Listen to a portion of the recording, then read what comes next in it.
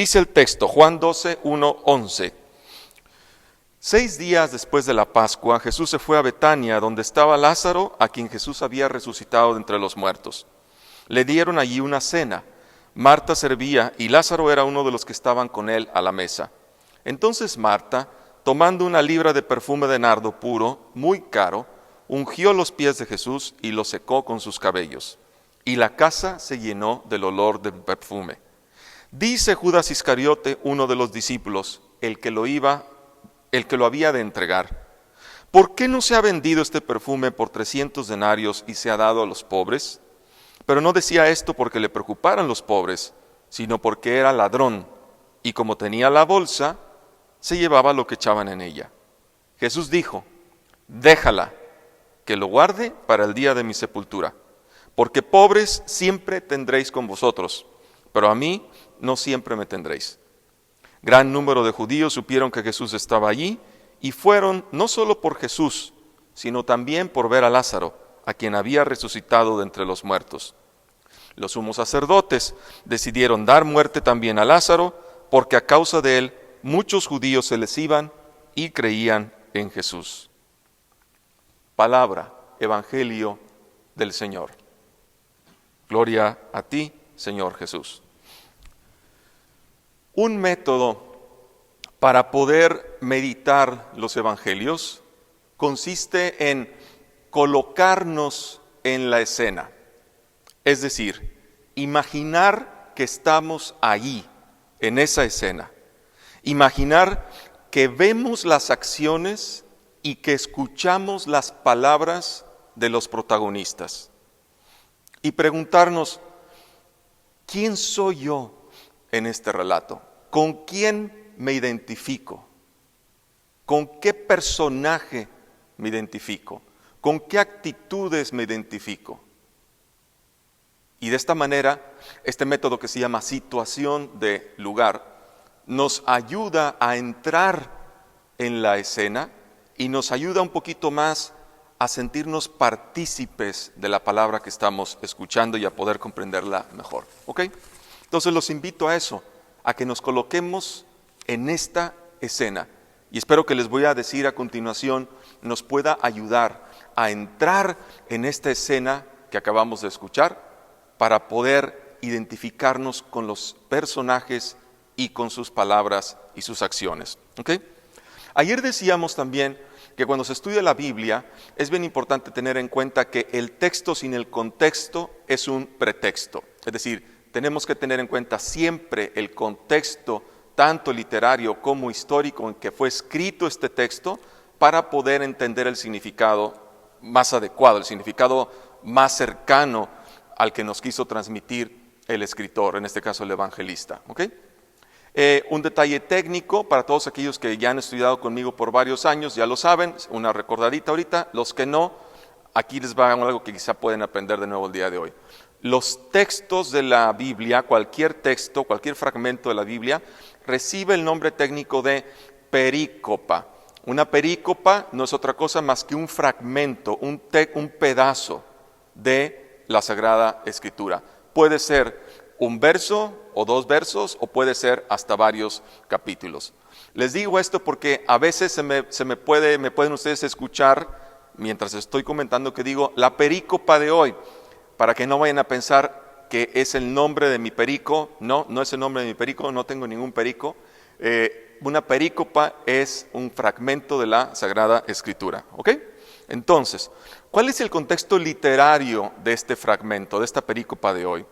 Nos lo da Juan 11, 47, 53, donde se nos dice varias cosas. La primera, que los sumos sacerdotes y los escribas se han reunido para decidir qué hacer con Jesús. La segunda, que Caifás, uno de esos sacerdotes, les dice que son unos ignorantes y que no se dan cuenta que lo que les conviene a ellos es que muera un solo hombre y no todo el pueblo y no toda la nación. Entonces es bien importante recordar esto. Caifás está mirando a los intereses de la institución religiosa y se ha dado cuenta que la crítica de Jesús afecta esos intereses y que hace como reacción decide condenarlo a muerte, decide hacer esta conjuración, este complot para matarlo, con el pretexto de que Jesús puede ocasionar una revuelta y los romanos van a venir y la van a reprimir, y aquello va a ser un baño de sangre que no le conviene a nadie, mucho menos a los intereses de la casta sacerdotal. Y entonces ellos deciden, dice el texto ahí, matar a Jesús en primer lugar, y en segundo lugar deciden también anunciarle al pueblo que avisen, que notifiquen si saben dónde está Jesús para ir y arrestarlo. Qué tremendo es este contexto inmediato al pasaje de hoy, donde la institución religiosa, al ver sus intereses afectados, decide darle muerte a Jesús.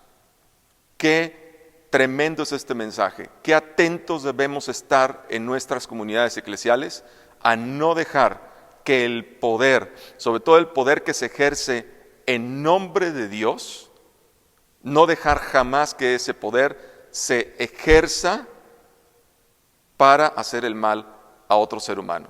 Tenemos que estar bien atentos contra esa posible tentación que ojalá nunca se dé en nuestras comunidades eclesiales. ¿Ok?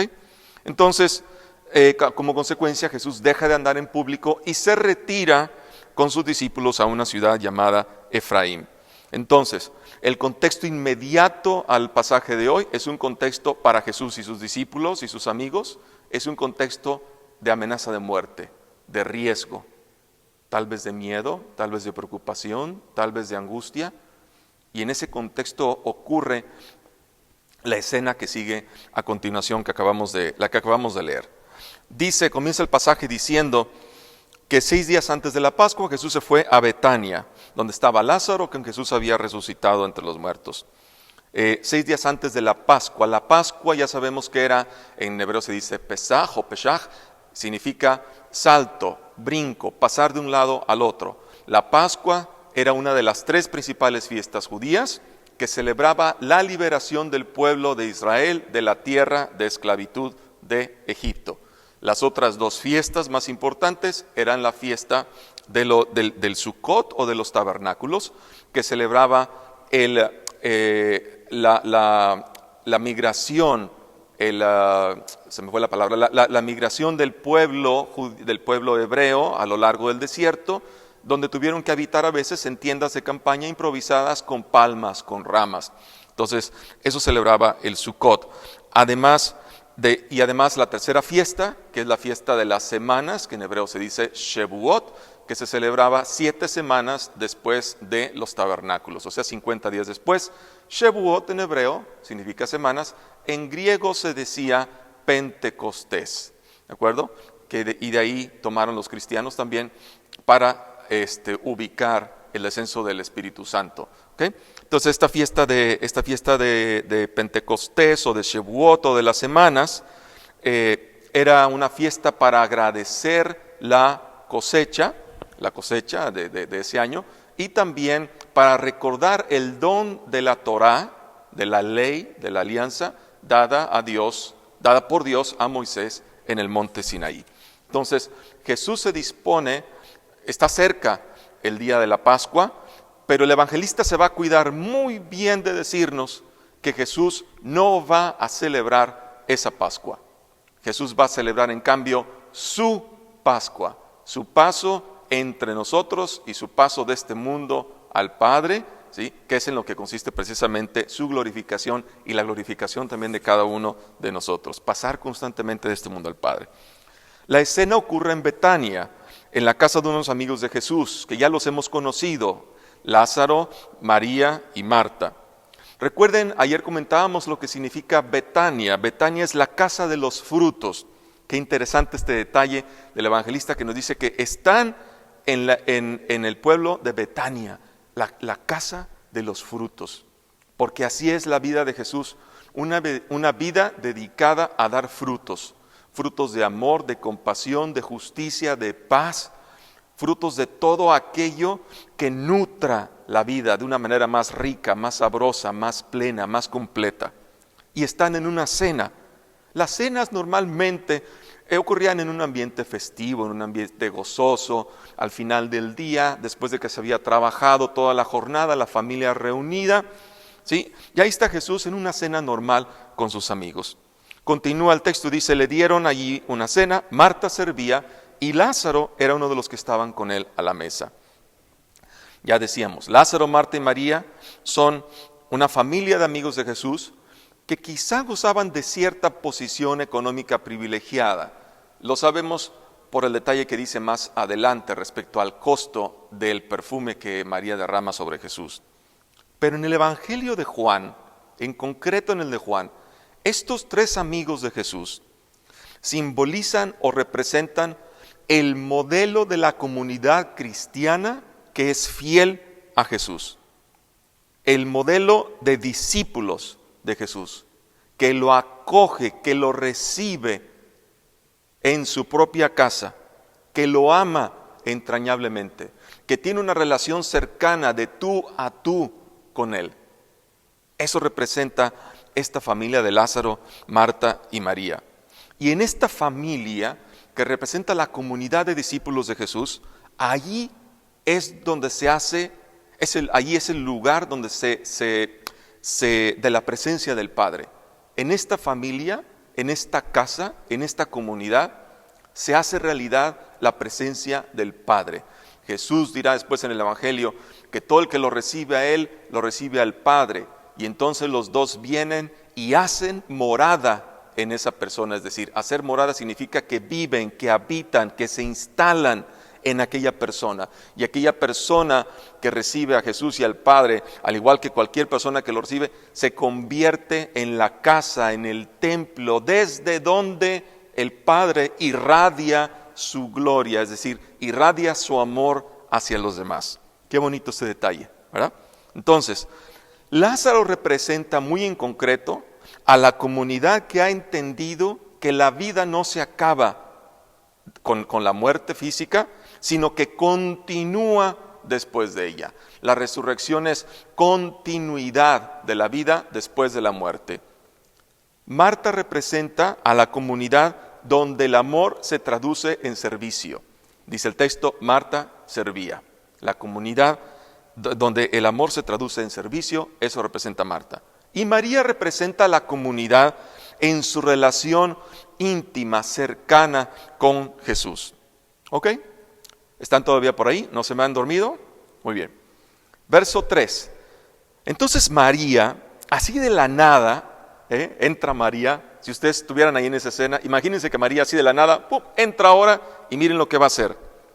Toma una libra de perfume de nardo puro, muy caro, ungió los pies de Jesús y lo secó con sus cabellos y la casa se llenó del olor del perfume. Y aquí, mis queridos hermanos y hermanas, aquí los invito a poner mucha atención porque aquí está la clave para entender todo el sentido de la perícopa del texto de hoy. ¿Ok? Vamos a ver con atención. Primero, el perfume de nardo junto con la mirra aparece varias veces en el Evangelio de Juan y aparece también en el libro del Cantar de los Cantares como símbolo del placer y del amor que experimentan los novios y los esposos en su encuentro amoroso. Qué bonito, ¿verdad? Eso es lo que representa el perfume de nardo. Fíjense, en el Cantar de los Cantares, capítulo 1, versos 12 al 13, encontramos el siguiente verso. Mientras el rey descansa en su diván, mi nardo exhala su fragancia. Bolsita de mirra es mi amado para mí, que reposa entre mis senos. ¿Se fijan? El nardo y la mirra, gomas aromáticas, perfumes aromáticos, son el símbolo del placer y el amor que experimentan los novios, los esposos, en su encuentro amoroso. ¿Okay? El precio del perfume simboliza su amor sin medida.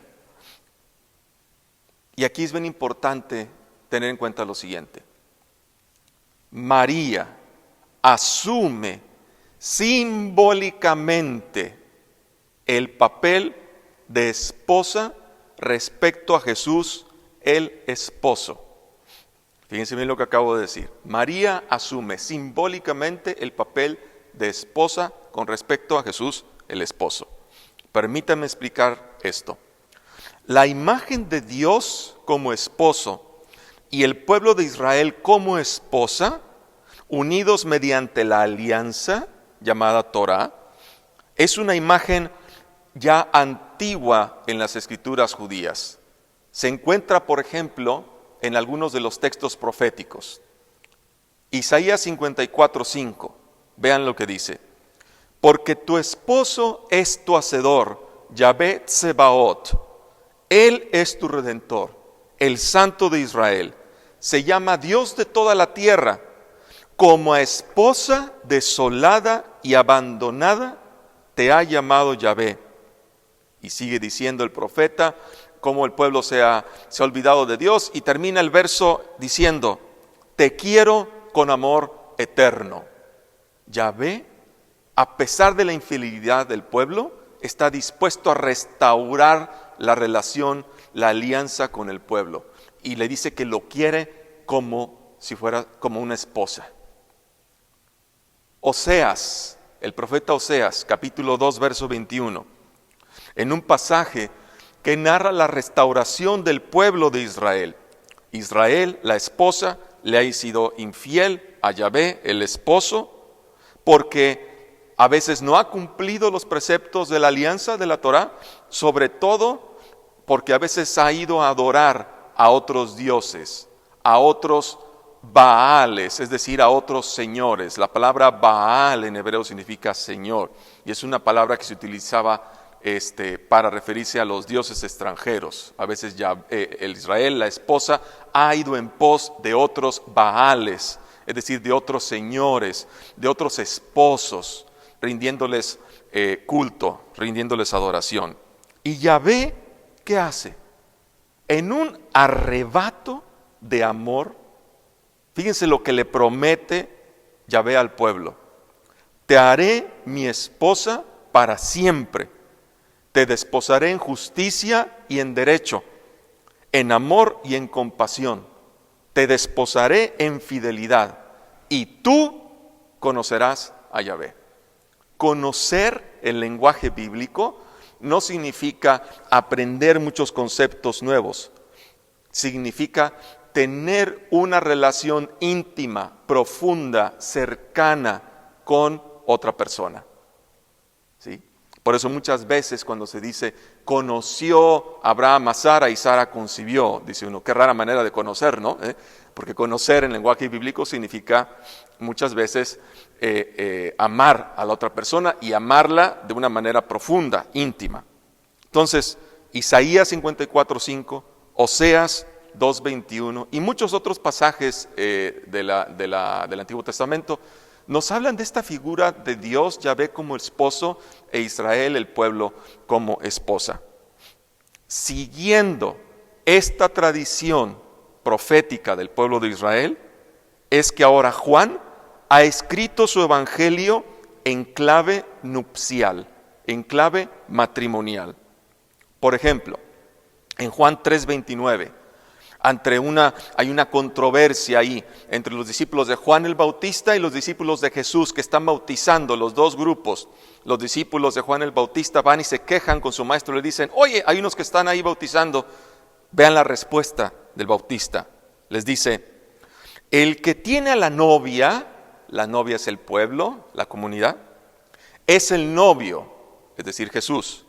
Pero el amigo del novio, o sea, Juan el Bautista, que está presente y le oye, se alegra mucho con la voz del novio. Juan el Bautista les está diciendo a sus discípulos: yo solo soy el amigo del novio, el que acompaña al novio. El novio es él, Jesús, y a él es al que le corresponde desposarse con este pueblo. Y muchos otros pasajes en el Evangelio de Juan hablan de Jesús como el esposo que viene a realizar una alianza definitiva, ya no solo con el pueblo de Israel, sino con toda la humanidad. Entonces, en el Evangelio de Juan, Jesús es ese esposo que va a realizar una alianza, pero ahora con toda la humanidad, representada en la comunidad que cree en Él, es decir, que se comporta como Él se comportó. ¿Qué significa creer en el Evangelio de Juan? Creer en Juan significa tener las mismas actitudes y comportamientos de Jesús, comportarse como Él se comportó. En el Evangelio de Juan hay varias mujeres, 4 en concreto: la madre de Jesús, que nunca se presenta con su nombre, sino con esa frase, la madre de Jesús, la samaritana, María y María Magdalena, que son presentadas simbólicamente como esposas de Jesús. Fíjense bien lo que dije, simbólicamente. No estoy diciendo que Jesús estuvo casado, ni mucho menos que Jesús tuvo hijos. Hasta donde sabemos, Jesús jamás estuvo casado ni tuvo hijos, ¿ok? Es la estrategia literaria del evangelista que presenta a Jesús como el esposo, ¿sí? Y estas 4 mujeres en el evangelio simbólicamente como esposas con quienes Jesús va a realizar una alianza. En otra ocasión les explicaré qué representan cada una de estas 4 mujeres en el evangelio según Juan. La alianza que Jesús va a realizar está basada en el amor sin límites. En Juan 13:1, el evangelista nos va a decir, antes de la cena que va a celebrar Jesús con sus discípulos, que no es la última cena, esa narración en Juan no es la última cena, porque dice que es unos días antes de la Pascua, dice el evangelista, Jesús, que había amado a los suyos que estaban en el mundo, los amó hasta el final. Y en eso consiste esta nueva alianza que Jesús va a hacer, amar a los suyos hasta el final. El perfume que María derrama simboliza el amor que la comunidad esposa le tiene a Jesús, su esposo. Es un gesto de agradecimiento de parte de María por el don de amor que da vida a la comunidad de los discípulos de Jesús y por amor que da vida hasta el extremo. ¿Cuál extremo? Hasta el extremo de dar la vida por ellos. María le seca los pies a Jesús, los pies de Jesús, con su pelo. María no está haciendo aquí un gesto ni de arrepentimiento ni de contrición.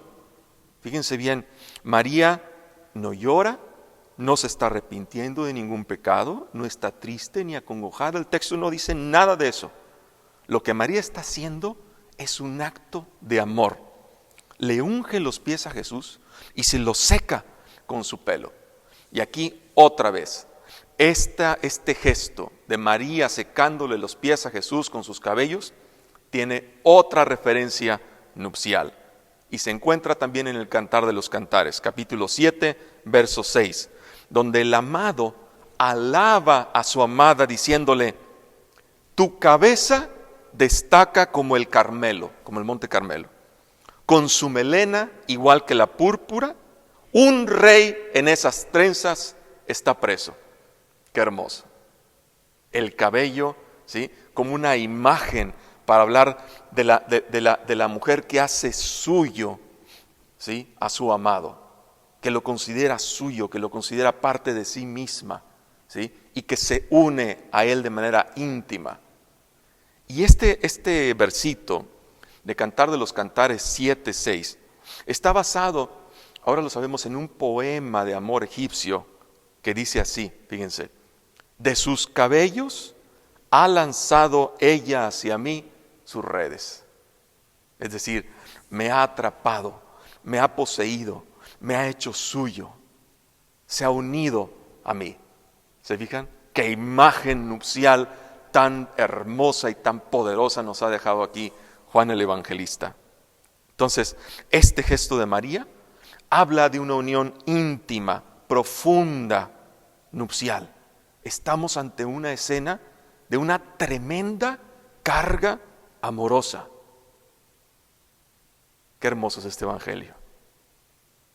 Ya les decía antes que el perfume simboliza el placer y el amor nupcial. La casa, dice ahora el texto, se llenó de la fragancia del perfume. Si el perfume es el símbolo del amor, entonces también el perfume es símbolo del Espíritu. Espíritu que no es otra cosa que amor fecundo que da vida. Así lo había dicho Jesús en Juan 6:63, por ejemplo, dice: el Espíritu es el que da la vida. Y también en su encuentro con la samaritana, en Juan 23:24, dice Jesús a la samaritana: los verdaderos adoradores adorarán al Padre en espíritu y en verdad. ¿Qué significa en espíritu y en verdad? Significa que lo adorarán con obras concretas de amor por los demás, porque así es como quiere el Padre que lo adoren. ¿Ok? Cuando hay unión auténtica entre nosotros, la esposa, con Jesús, el esposo, cuando hay esta unión auténtica por vivir el amor con obras concretas, entonces el Espíritu, el perfume de amor, se expande por toda la comunidad, se expande por la casa, se expande en nuestros ambientes de trabajo, se expande en la comunidad eclesial, se expande en la sociedad. Jesús había dicho, o dirá más bien un poquito más adelante en este Evangelio, en el capítulo 13, verso 35, miren, les decía a sus discípulos: todos conocerán que ustedes son mis discípulos en una sola cosa, en que se tienen amor los unos a los otros. Y ese amor, que es la acción del Espíritu, es el perfume que se expande en nuestra casa, en nuestra familia, en nuestro trabajo, en nuestra iglesia, en nuestra comunidad. En una frase de un escritor de los primeros siglos llamado Tertuliano, nos ha dejado este testimonio. Decía Tertuliano, refiriéndose a lo que decían los que decían no cristianos acerca de cristianos, decía: miren cómo se aman, que están dispuestos hasta dar la vida uno por el otro. Qué tremendo testimonio nos han dejado algunos de los primeros cristianos. Seguramente no todos eran así, ¿verdad? Había también ahí ovejitas negras, pero qué hermoso este testimonio. Miren cómo se aman, miren cómo derraman su perfume, miren cómo irradian el buen olor de Jesús hacia todos los demás. Pero no todos aceptan este mensaje. Y en el verso 4 nos escribe el evangelista, dice: Judas Iscariote, uno de los discípulos que lo iba a entregar, ¿por qué no se ha vendido este perfume por 300 denarios y se ha dado a los pobres? Ya decíamos ayer que la comunidad de Jesús no es una comunidad perfecta, no es una comunidad de gente perfecta. Hay quienes, a pesar de vivir en la iglesia, en la comunidad eclesial, no hemos comprendido a veces ni encarnado la palabra de Dios en nuestra vida. Y a veces, no sé si les ha pasado a ustedes, pero donde quiera que hay un creyente que está viviendo el amor con obras concretas, casi siempre por ahí sale un criticón que se queja de todo. ¿No les ha pasado?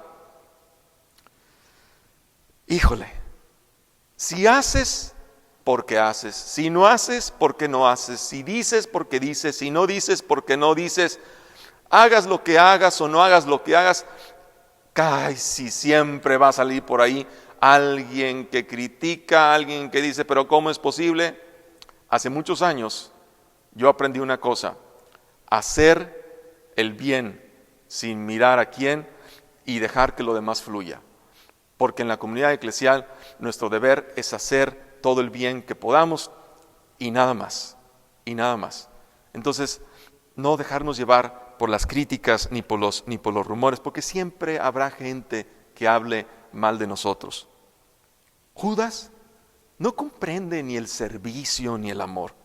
Judas interviene aquí como si le importara los pobres, pero su actitud no es honesta, no es sincera. Judas interviene como si le interesaran los pobres, pero en realidad solo se interesa por sí mismo. El evangelista advierte que Judas era un ladrón. Y como él era el encargado de la administración, de llevar los dineros en el grupo itinerante de los discípulos y de Jesús, se agarraba de ahí, robaba de la bolsa de ese dinero para sí mismo, para su propio interés. Judas pone los pobres en oposición a Jesús como diciendo, ¿para qué te sirven a ti si pudieran servirlos a ellos? Pero sus motivos no son ni honestos ni leales. A Judas le molesta el amor demostrado por María porque impide su provecho y sus intereses personales. Lo voy a decir otra vez. Lo que a Judas le molesta en realidad, y lo dice muy bien el evangelista, le molesta el amor demostrado por María porque impide su provecho personal y sus propios intereses. Por eso Judas reacciona de esa manera. Él que pretende, que aparenta ocuparse de los pobres, en vez de compartir, se apropia de lo ajeno. Judas vive en la mentira, símbolo del no amor y de la muerte. Dirá la primera carta de Juan, el que ama ya ha pasado de la muerte a la vida y el que no ama está instalado en la muerte.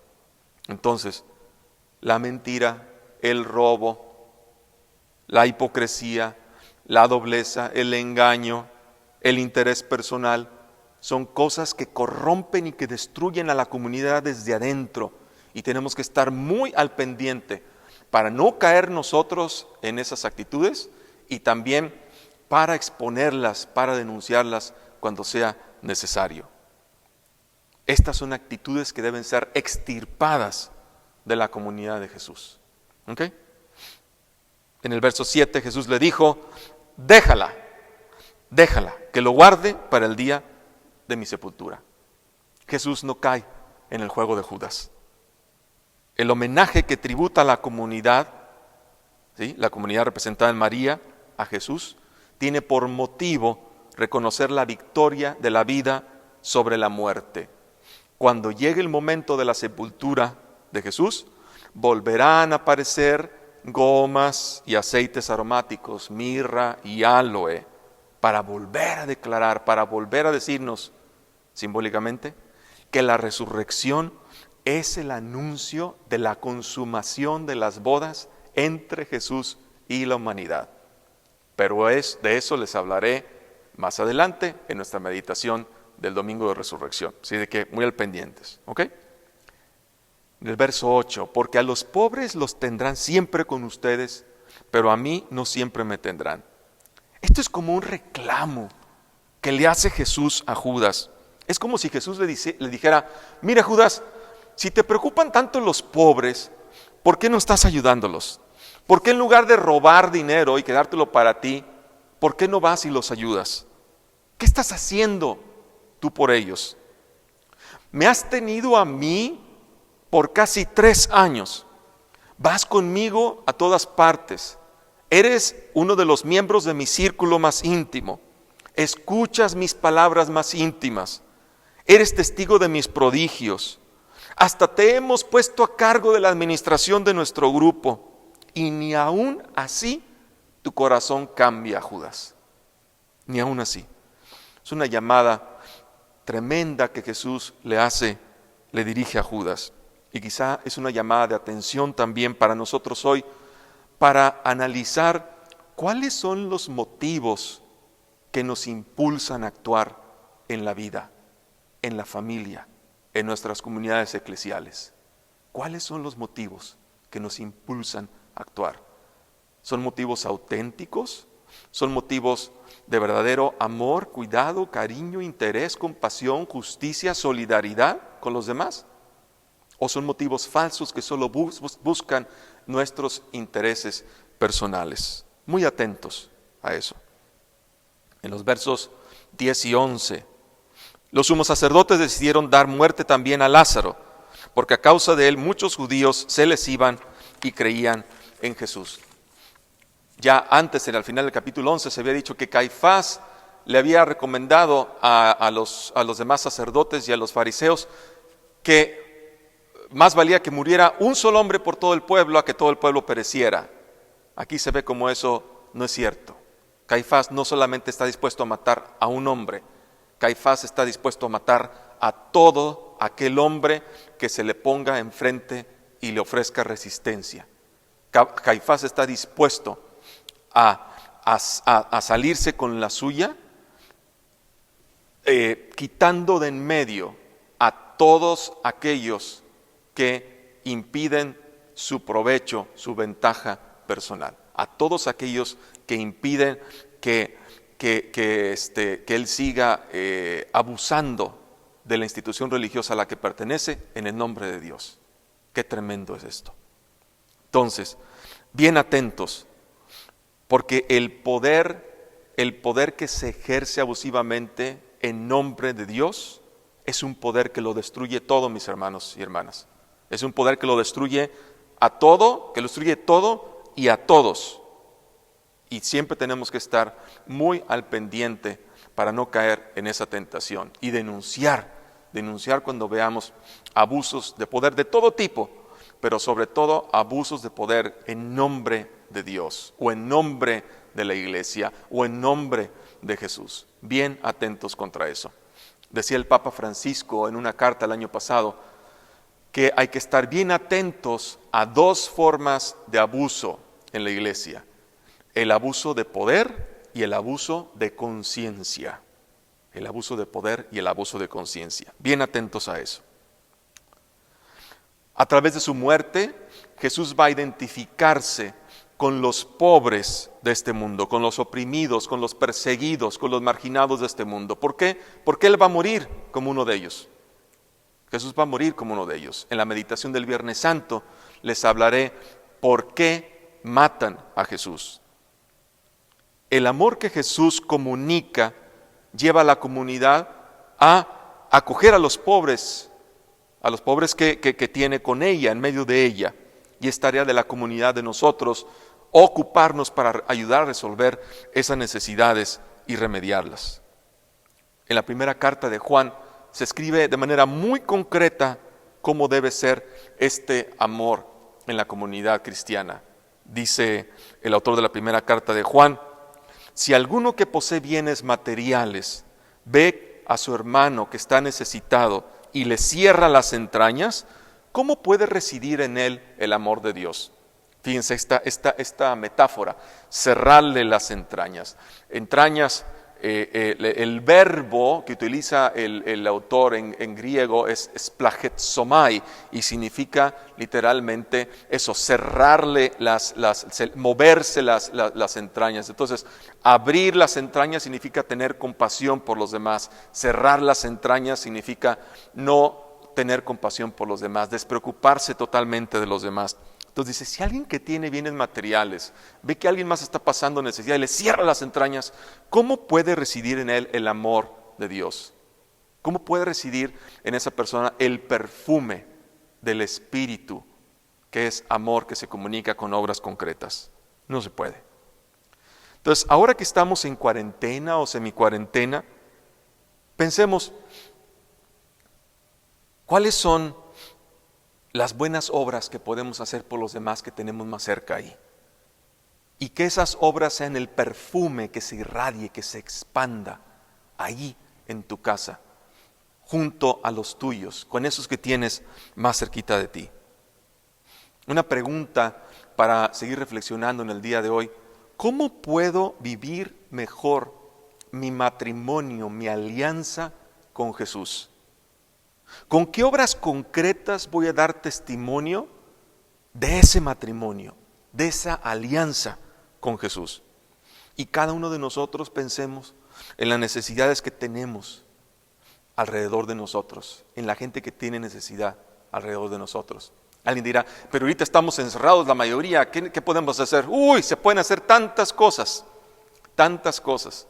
No solamente con la gente que tienes más allá al lado de los tuyos, tus hijos, tus padres, tu esposa, tu esposo, tus familiares, sino también con aquellos que están más lejos. Para eso están ahora estas tecnologías que nos acercan a la gente. Y a pesar de que no haya contacto físico, una llamadita por teléfono, una videollamada, un email, escribir aquella cartita que a lo mejor no has escrito. Es decir, hay tantas maneras de demostrar el amor hacia los demás, aún en estos tiempos, especialmente en estos tiempos de crisis.